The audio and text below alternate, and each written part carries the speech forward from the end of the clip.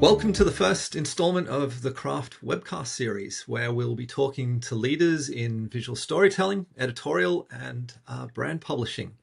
Our guest today is Britt Wilkins, editor of Contact Magazine at the University of Queensland. Britt, welcome. Hi, Ricky. Thanks so much for having me on. No, thank you for being here. So let's jump straight in. Britt, what is Contact Magazine and what does being its editor entail? Thanks, Ricky. So, Contact Magazine is the University of Queensland's alumni and community magazine. So, it's a digital only publication now, but it's been around for many years, going back to the 90s. Started life as a print magazine and slowly over time became a hybrid print digital magazine, and today is digital only. It's distributed to an audience of about 200,000 people around the world, predominantly our alumni, but also our donors and staff community. And being its editor is an extremely fun job. I get to steer the magazine's editorial direction with a wonderful team at UQ. And yeah, we have a lot of fun coming up with really wonderful content pieces that we think our alumni will get value from. Cool. In a fairly short time, I think you've significantly evolved UQ's editorial approach to Contact Magazine. Um, what what does the word editorial mean to you, and why does it matter to you? Mm. Oh, great question. So I think the the word editorial to me is really at the heart of the work that we do in my team and the work that we do with the magazine, because what we're really hoping to achieve through the magazine is for it to add genuine value, as I mentioned before, to our alumni's lives. And we are competing now with AI, with social media. There's so many different places that they can turn to for information and insights. And where the sort of editorial lens comes in, I think, is with really asking what is the unique perspective or the unique kind of take or the unique insight that we can offer that they can't get anywhere else, and that feels hopefully kind of refreshing in contrast to some of the, dare I say, slop that's out there these days, and the very generic kind of voices that they can hear. We've really evolved our approach to our editorial voice, I suppose. That's been a focus for us, partly in response to the shifts that AI has brought about. Previously, before I started, we wrote a lot of feature articles that were in that more sort of, general editorial authorial voice. And we've shifted, we still do write those, but we've shifted more to pieces that really foreground the voices of our contributors. Our contributors are predominantly our UQ researchers and academics, as well as our alumni. We really want their voices and their personalities to shine through and to feel really human. So that's been a big editorial shift for us. And I think yeah, I think that human voice and that real feeling of a voice is going to be really central and really important moving forwards. Right. Excellent. Yeah, I personally think UQ's always been doing a fantastic job with their editorial and with Contact Magazine. But um, you talked about this shift in voice. What How would you describe what it felt like before? So before you Mm, made that shift, just to give it a yeah. contrast. Well, going back a fair ways, the magazine was more in the mold of what you'd expect from, I suppose, a traditional alumni magazine for an institution like ours, a university or school. We had lots of profile pieces about, alumni who were doing incredible things. We had lots of, pieces that were sort of general updates about new initiatives that were happening at the university. Um, and by and large, they were written in a traditional sort of editorial voice, by which I mean a sort of like almost voice of God type voice, folding in, quotes from the people we were featuring and contributing. Whereas now, if we work with, say a researcher or an alum on a piece, most of the time we like for it to be really in their voice. So literally written by them, edited lightly by us, just just for style and things. But we really want a sense of their voice and perspective to shine through a little bit more. And we've been trying to introduce that into our emails as well, because we distribute our magazine via email. And yeah, so we've been playing around a little bit with having the voices and faces of our contributors really shine through in the email itself as well. So from that very first touch point that alumni have, that our readers have with the magazine, that voice is there to kind of pull them through. Cool. UQ could be investing in all sorts of content, all sorts of brand initiatives, etc. Why does UQ invest in like editorial storytelling at all? Mm, great question. So it's important for us to invest in the context of engaging with our alumni community, because you know a university's alumni community is one of its greatest assets. These are the people who are our most natural stakeholders and advocates in the community, which is so important to us. It's really important to us that they, you know, take pride in their connection with UQ, that they think fondly of us, and that they feel that really warm connection. Um, and we've found, just through trial and error, I suppose, and based on the fact that that email contact point is the best contact point with them, that using storytelling and using the magazine as a platform to connect is just a really powerful and really central tool for us. It's kind of formed the foundation of our overarching strategy to connect with our alumni community. And we really focus in terms of why we have that more editorial lens and why we develop these specific content types. We really, because we want them to stay connected, we want them to value us, we want them to value that relationship with us throughout their lives. We really see the magazine as what we would call an alumni benefit. So one of those kind of perks, I suppose, of graduating from UQ that adds value to them throughout their lives, and really powerful storytelling, and a platform that can share information and stories in a really engaging and rewarding way. It just elevates that connection and that relationship, and it's proven to be really effective for us. Excellent. And I think one of the common challenges that brands have or organizations have is it stories can often be about the organization, I guess, if you know what I mean. Or, Yeah. there's stories that the organization might care about rather than the Mm, audience. yeah. How do you stop the stories, you know, becoming stories only the university cares about as opposed to your audience, which is alum? Yeah, so this really goes to the heart of the editorial strategy that we've devised and really invested in over the years for Contact Magazine.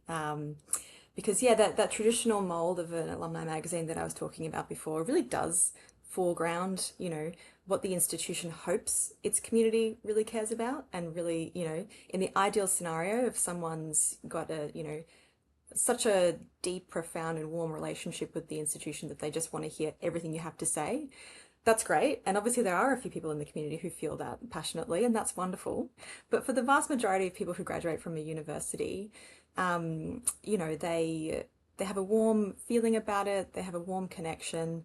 Um, but we need to do something more that more directly connects to the life that they're living now after university, in order to really cut through and get them to engage with us and demonstrate that we're adding value. So we always come back to this value proposition question with the content that we put together. We're always asking ourselves, how does this story deliver value for our reader in their life, in their everyday life? So some, and we still really, it still is a UQ magazine. It's still an alumni magazine. We still need to have that sense of UQ and what's happening at the university feel really present.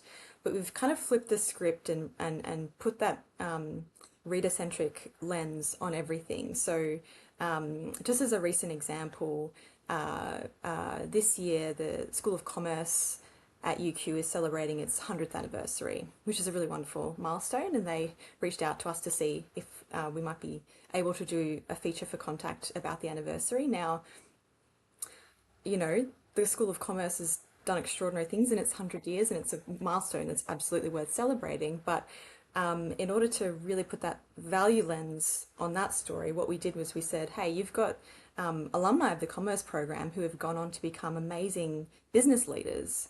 Wouldn't it be great if we could get, if we could tap into them and we could ask them, what do you think is the next big thing in the world of business that nobody's talking about yet? And we asked each of them to give us their hot take on what they think is going to be, the defining force of the coming century, as a way to celebrate marking that first century of the school. So that's something that's of interest and of value. That it's going to, these are things that are going to shape the economy and the world in the coming years. It's of really broad interest to our a very broad audience. But we were still, within the context of that piece, we're able to have a really lovely spotlight and say, by the way, it's also, we're celebrating this anniversary this year, and isn't that really special? So there's always a way for us to tell those stories about our institution while still having that value proposition lens at the fore. You guys are really lucky, blessed, to be able to kind of have on tap all of these experts, right? Mm, And all the research that they're doing. So there's kind of yeah. no shortage of story ideas, I guess. Is it still tricky to turn those ideas and that expertise into stories that people will actually read? Mm. I think it's gotten easier, and one I wanted to give credit where credit's due. I would shout out The Conversation as a really fantastic public platform that I think has really changed things a little bit in the academy when it comes to um, my wonderful academic colleagues who I love and adore. Understanding the value of sharing their expertise and their research with the broader community, and also like how to do that. I think that's a platform that has really taught a lot of researchers, how to do that translation, and the kinds of aspects of their work that a broader community audience would find really, really interesting. And so we certainly take a lot of inspiration from that outlet. And then we have, we've done a lot of work within our own institution to, over time, like grow our relationships with different experts in different areas of the university. We've got so many examples now in our own catalogue that we can share to sort of demonstrate, the kind of storytelling that we do. Mm. And yeah, those relationships are really key as well. So relationships with colleagues across the university who, and taking the time to connect with them really regularly and talk to them about what we're doing with the magazine. That then has dividends for you when you've got a bit of a deadline and you're like, oh, actually, I really want to do a story about, bird flu tomorrow. Right. Have you got a favorite example that you've done recently that's involved one of the university Mm. experts? Well, I would probably shout out an ongoing series which has been going for a couple of years now, and which was really, I think, quite pivotal for us, for me and my team to sort of cement this like value proposition lens and editorial framework that I've been talking about, which is a series we do that's like a myth busting series. And it's sort of as simple as it sounds. We basically take all kinds of different topics. Often they're in the health realm, but we've covered all kinds of things. And we tap a researcher basically just to help us to bust the myths that they're desperate to bust in the space that they work. And it's been a bit of a goldmine for us because it turns out that basically every researcher, if you talk to any researcher and say, hey, are there any like really common misconceptions out there that you would love a microphone to just be like once and for all, that is not true. Mm. Pretty much all of them have something that they're really keen to get off their chest. And we developed a sort of Q&A framework for those stories, which also makes it a really light touch piece of work for them. The researchers and academics are some of the busiest and most dedicated people. They're very consumed with the work that they do, as they should be in teaching and research. And a Q&A format where we sort of say, look, here are the 6 questions that we really want you to answer about, the ins and outs of like sleep science, for example. That feels really easy for them to just knock out and to write that out for us. Whereas if we just went and said to them, write me 600 words on, Sleep Science 101, that would feel a bit more daunting. So we Right. found a formula that works as well, Yeah. makes it easy for them to contribute to.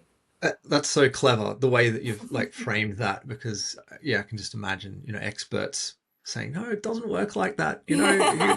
Look, that's a really great way to get stories out of them. They, yeah, almost write themselves, Yeah. when you frame it like that. Mm.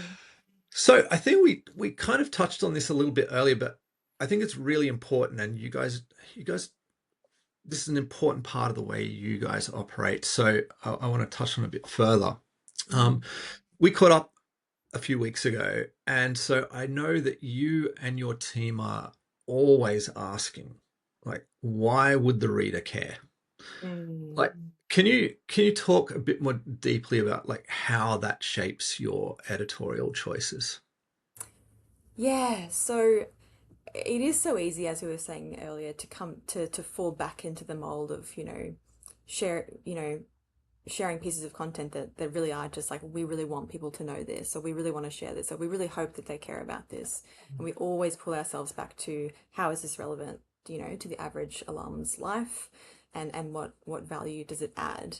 The challenge for us is in still keeping that sense of, UQ identity built into everything that we do. But we're always just trying to add that value piece, and make sure that it's at the fore. Like another example that comes to mind that I've really loved, this past year or so, as I mentioned, like the sort of bread and butter of an alumni magazine for an institution like a university or a school is the alumni profile. So like a profile piece that's like, hey, here's this alum who's, doing incredible things in the tech industry or whatever it may be. And we would really, you'd really hope that your audience of alumni would want to read that person's story just purely on the basis of being affiliated through the same, having been to the same university. But that's just not always the case. And even if that person has a really interesting life story, at the end of the day, unless they're a household name, which is a bit of a different story, if it's someone who's actually famous, then their name, is going to make them click. But if it's someone that they, even if they're doing amazing things, if they don't know that person's name, they don't know that person's face, it is just so hard, and so like it's such a big question. Like, who is this person? Why would I be interested? Why, it's so often just not quite enough to pull somebody in, especially when, as I said, we deliver all of our magazine by email. The email inbox is a competitive landscape. We're fighting against all kinds of other marketers and other pieces of information that are coming in there, and we're on the same device as Instagram and TikTok. So, we have to just be honest about what people are and aren't going to click on. And the example I wanted to mention that's another good example of this is that we still wanted to be able to showcase our alumni community and to shine a spotlight on people, and the fact that it is a beautiful global community that live in, I think, like over 90 countries around the world. There's hundreds of thousands of them. It's such a special and amazing community. And the framework that one of the frameworks we've come up with this recently is this series called Hidden Gems, which is a travel series. So because we do have alumni living in basically every, corner of the globe, we thought, wouldn't it be fun to tap into their local knowledge and get their tips for what someone should do when they visit that place? Because what's better than having local access to local knowledge when you're visiting somewhere for the first time? And so through that series, we've been all around the world. We did the first piece with a really amazing alum who lives in Annecy in France, and we were all absolutely dying over the exquisite photos of the lake and the croissants, and my wonderful colleague Andrea Fisher came up with a design framework for this series so that it has a really consistent identity. But then the images that the alum sends us of their life in the whatever place that they live in, are also really at the fore and are really shining through. And it's been so much fun to work on that series because people are just so generous with sharing. It's something that people are really excited to share when you say, hey, like, you live in Tokyo, like, what would be your list of absolute must do things in Tokyo that people can't find on TripAdvisor? that is such a it's a thing that people really enjoy sharing because it's such a wonderful thing to be able to share the place that you live and that you love. And it's also so valuable for the reader because it's like local knowledge. You know, you can't, as I say, you can't get that. You can't get that on TripAdvisor. So it's that's been a really special series, and I think that's just another example of how, you know, in those pieces we can still have, you know, spotlight that alum who's doing incredible things and give a little bit of background on their life and have their face, their, you know, human face be present, but still have that value proposition at the fore. Yeah, cool. So we've spoken a little bit about how you've extracted those stories, sourced them, found them. Um, but are there any kinds of stories that perform best with Mm. alumni? And if so, like, do you have any favorite examples? Ooh, so we always do very well with stories that are in the health space, understandably, because they are of universal relevance. Pieces that are about sleep science or about, you know, um, we've done really popular pieces that were about memory and, like, you know, like whether or not doing crosswords is actually going to be a memory, things like that. Anything that's in the health science space is always really strong, to the point where we have to make sure that we're showcasing a really diverse, you know, spread of the expertise that we have at UQ. We sometimes have to hold back on doing health focused topics all the time. Um, on that note, though, I was excited for last month's lead piece, which was about swearing. We have Yep. an incredible I responded to your poll. thank you. We'll talk afterwards about what your answer was. Um, we have a wonderful expert who's a linguist who's done all this research about swearing and vernacular language, and he wrote this gorgeous piece for us about why people swear and all the cultural taboos about swearing and which ones of them are actually bogus and which ones of them, you know, are actually meaningful. My favorite detail from that was that the research shows that there's a cliche that people who swear a lot are people who are really, you know, vulgar or who maybe have a bad vocabulary or are, you know, maybe unintelligent. But the research actually shows that people who swear more are more, in fact, more likely to be more intelligent. So really enjoyed learning that. It's validating Yep. for me. I Yep. have to give Yep. away too much about You myself can. and my Yep. languages. You can Um, probably guess what the norms are here at our yeah, company. Yep. yeah, and as you touched on, that was the first time we tried adding an interactive poll feature to the to the short. It was embedded directly into the shorthand piece, and then we also kind of pulled that through to the EDM, to the email as well as like a little extra, you know, um, little extra, you know, hook for the piece. So that was a really Yeah. fun one. Yeah, cool. That of course, like going back a year, maybe 2 years now, the Barbie piece obviously went Mm, really wild yes. online as well. Yeah. So a specific question on that one. So, you know, you've obviously got uh, your members, your email list that Contact Magazine's going out to. Yeah. But I really get the feeling that that story and probably some others kind of went beyond the alumni community, right? And so, what do you think about that story and similar ones that kind of uh, get attract a larger audience than the one that you're kind of targeting? Yeah. So I think the lesson for us that we've really tried to take from the success of the Barbie feature that we did alongside the Barbie movie, the Barbie mania that was happening at the time, where it felt like you couldn't walk out of doors without seeing hot pink everywhere, um, was basically you know, we're lucky that because we're a digital magazine, we're really data rich. We can see in real time the stories and the topics that our alumni are really responding to. As I mentioned, like topics in the health space are always really popular. And so we can be kind of at risk of giving people just sort of exactly the thing that's worked before and doing it again and again and again with diminishing returns. And I think that piece that we did on Barbie was successful in large part because it was very surprising, because it was not something that our readers were necessarily expecting us to cover. I think it also was valuable because it took something that was like such a huge cultural moment, almost like a monocultural kind of like everywhere moment in the zeitgeist. Um, and it added an interesting take. You know, we worked with scholars on that feature who were come from, you know, that sort of feminist background and a film background, and they were asking some really interesting questions about how Barbie and the legacy of Barbie, you know, in the kind of cultural pantheon actually stacks up against the feminist ideals of today, you know, because Barbie's had this sort of checkered history for, you know, for many, many years. She was seen as like being very dated. So why has she come back in? How do we all feel about that? It was actually a really rich piece of cultural analysis that was packaged in a really fun, very pink. We lent into the pink and did a really fun design for that piece. So I think that the lesson for us there, yeah, was that never get too bogged down in just doing the things that are tried and true, and to do pieces that are really timely, to really be listening to what's going on in the culture and in the zeitgeist, and to try to come up with some things that are genuinely surprising as well.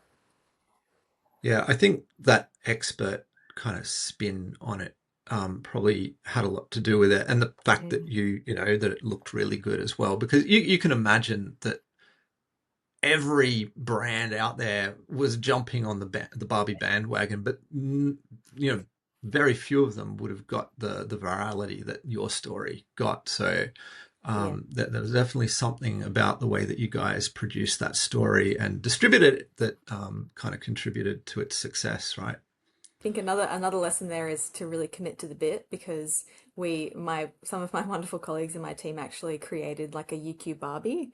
Like they got an actual Barbie and they dressed her in a graduation robe, and they took that one of them had Yeah. handmade, and they took photos of her in the iconic UQ cloisters so that we could have like a social media piece that then tied into the article, and that went quite viral on its own on social media, and other universities were sharing it and so on. So commit to the bit is the other lesson. If you're going to Yeah. do it, do it. Yeah. Totally. So UQ has a website. You've touched on a few times. You have an email list that you use to distribute Contact Magazine and other things. You've got social channels. I imagine you still produce PDFs for some things. There's Canva.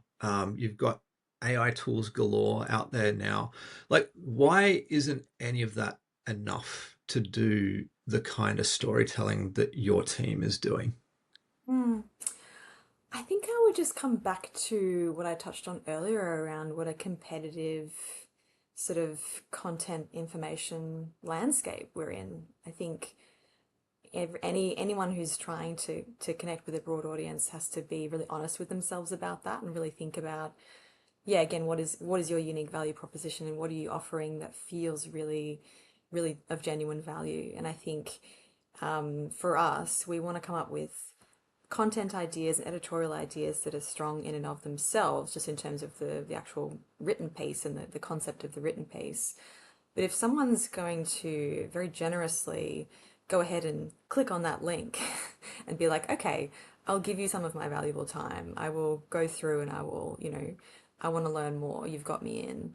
We really want to reward that person with the best possible experience, reading experience that we can give them. And I think that's where shorthand comes in. And I think you mentioned Canva, and the fun thing now is that with tools like that, it's so easy for us to take a shorthand story to even another level, because everyone in my team now is, you know, none of us are trained. Well, I have one colleague who is trained in design, but for the most part, in my team, we don't have any design training. We're just self-taught designers, and with tools like shorthand, and then pairing that with Canva and other, you know, other tools that we have at our disposal now, we can create editorial graphics that really sing and that really shine through, that really help to elevate the written content, and hook people in from the email, and then once they land on the story, it's, you know, it's really, really beautiful and a really rewarding reading experience. So I think that's where it comes in. Yeah. I think we've sort of covered this as well, but when does a university story deserve that kind of additional design love, that little Mm. extra effort, where you're going to put in shorthand, and you're going to really bring it to life with shorthand. Mm. Is there anything that makes a story uh, more suited to that treatment? Hmm. Good question. I think, um, yeah, there are other places on the UQ website where we host just more general news stories from UQ and general updates from the university that wouldn't be suited to the shorthand treatment. I think there's a few key ingredients. I think um, it has to be a content piece that's naturally kind of visually rich, that has lots of, um, straightforward opportunities to integrate images. Ideally, it comes with original images, or if not, it's very easy to bring to life with good quality stock images and then, editorial design applied to those. Um, Ideally it's something that feels a bit playful as well. I think those are some of my favorite stories, is where you can kind of have a bit more fun with it.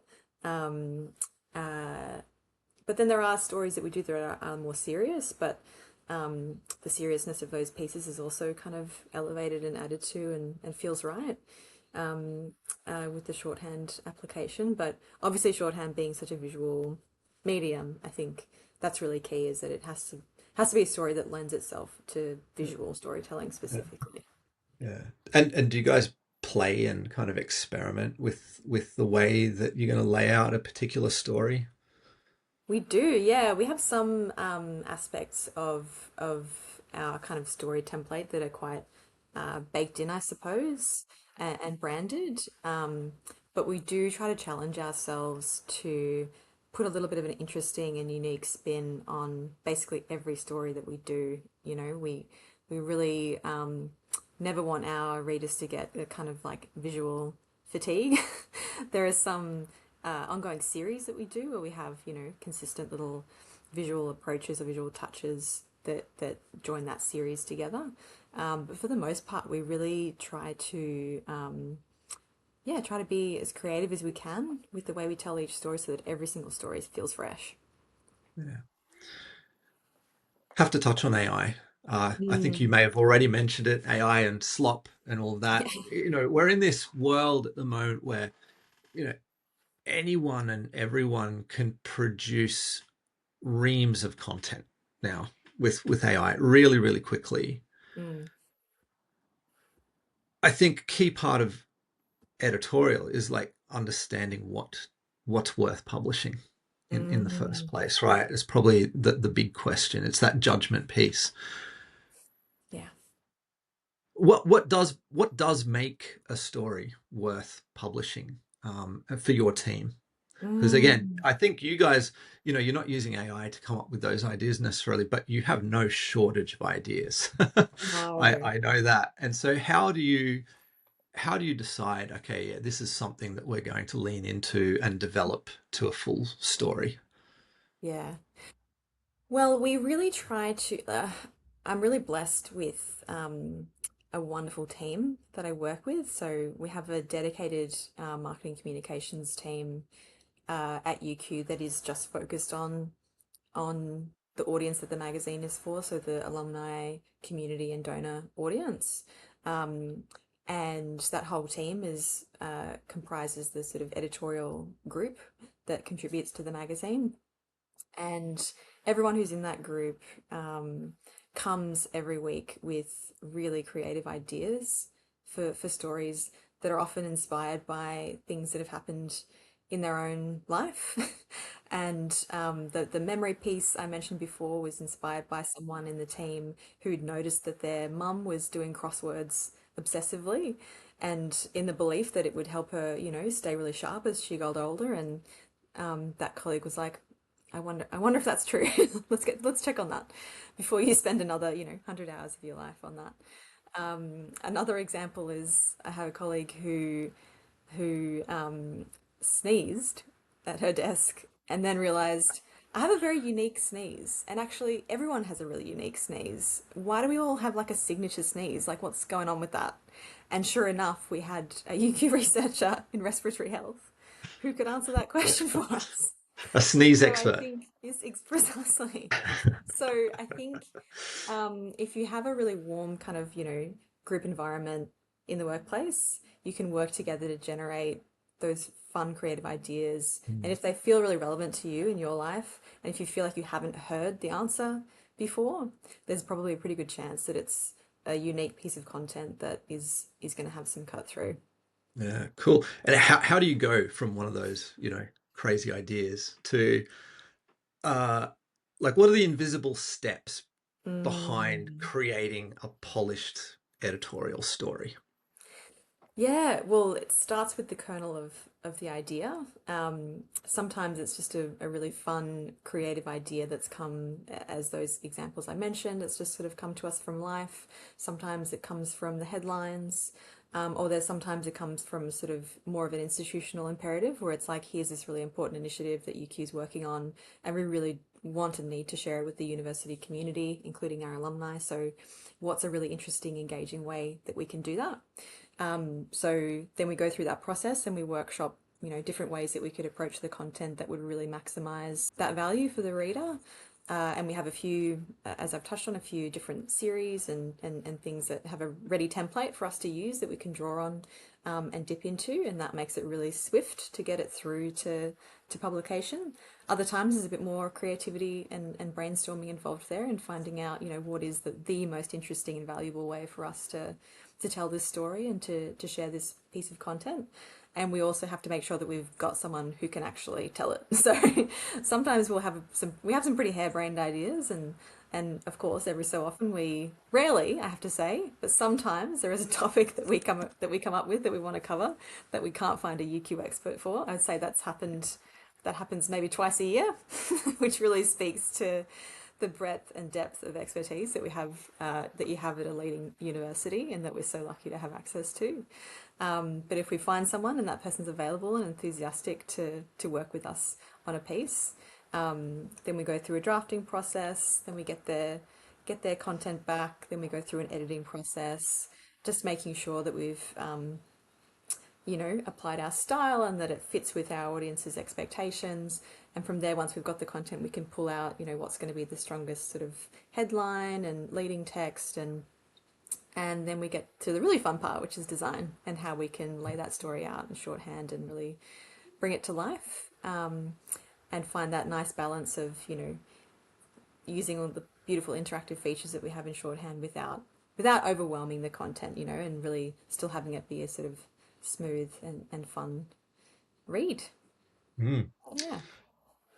So you've found the story, you've fleshed it out, you've written it, you've designed it, and then you've shared it with the world via your email list. But in the end, like, what does success look like for an Mm. alumni story?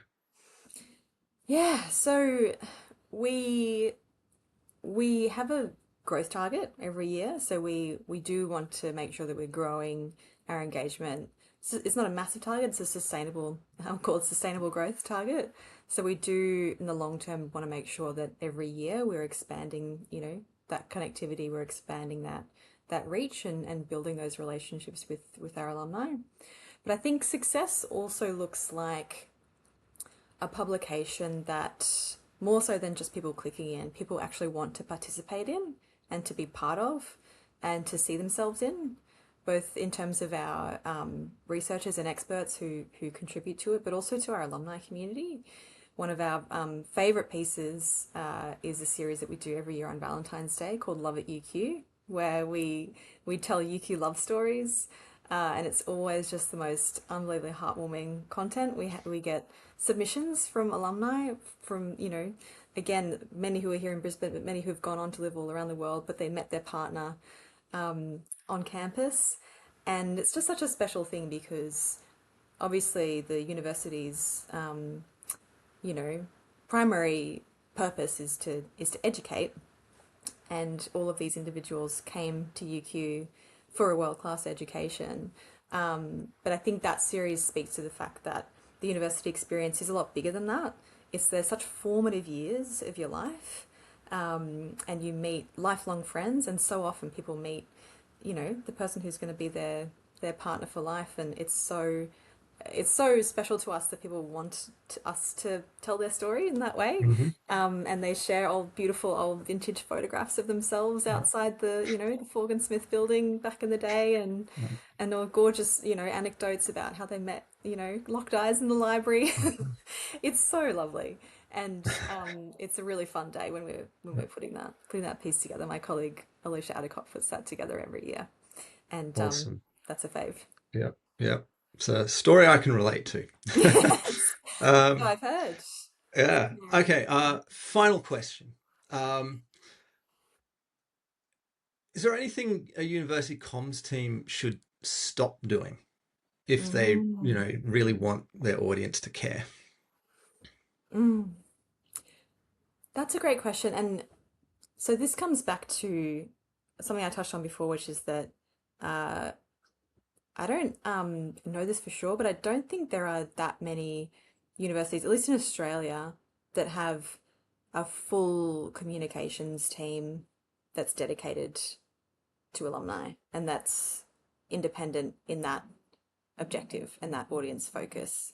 I think most universities have a few staff members who focus on that, but to have a whole discrete team that is tasked exclusively with that is really special and is something that we feel really privileged to have at UQ. And I think that means that we can really connect with that audience and really understand what they're going through, and yeah, and tell stories that they're actually going to be interested in. And I think you can always tell the difference when an institution hasn't really committed the same level of you know hasn't really invested in the same way in communicating with that audience. And so I would just say, yeah, I think that investment goes a really long way. And I think there's no substitute for just connecting with your alumni. And we work really closely with colleagues in our team who organise alumni events and who are on the ground meeting and talking to alumni, including traveling around the world to meet them and host events for them overseas. And they really have their finger straight on the pulse of that community. We also have boards, we have a young alumni board so that we can have, our young alumni directly, leading us on the things that they want to hear. And I think that adds a great deal of value as well. Yeah. Well, it's not a small audience. It's like 200,000, right? Something Mm. like that. And I imagine, a lot of donations come from that alumni community, and that goes into keeping UQ like a beautiful campus and a beautiful place to study, right? Mm. Yeah, so we do, yeah, have colleagues who run fundraising campaigns as well. And most for the most part, all around the world, you'll find alumni engagement teams working fairly closely with fundraising teams, and for good reason. I think certainly with the work that we do on the magazine, we're very focused on what an old colleague of mine would refer to as friend raising. Certainly, rather than fundraising, we're just focused on building those relationships, building that strong affinity between the university and its alumni. Um, and separately, if they have the means to give back, then there are many incredible ways that they can have an impact, Yeah. giving at UQ to help us with teaching and research and all kinds of things Yeah. as well. Totally. Well, Britt, you and your team are doing an amazing job with Contact Thanks, Ricky. Magazine. Thanks so much for joining us. You're so welcome. Thanks again for having me on. And I'm just going to get in a shameless plug and just say, it's so special to be on and so special to be a shorthand client because at UQ we love to support alumni founded businesses. And you're a UQ alum. And so Yeah. it's really lovely always to have the chance to talk to you and to watch, how shorthand has grown and the stories that you've been able to co-create with so many amazing clients all around the world, and we take inspiration from that as well. So thanks so much. Very generous. Thank you so much, Britt.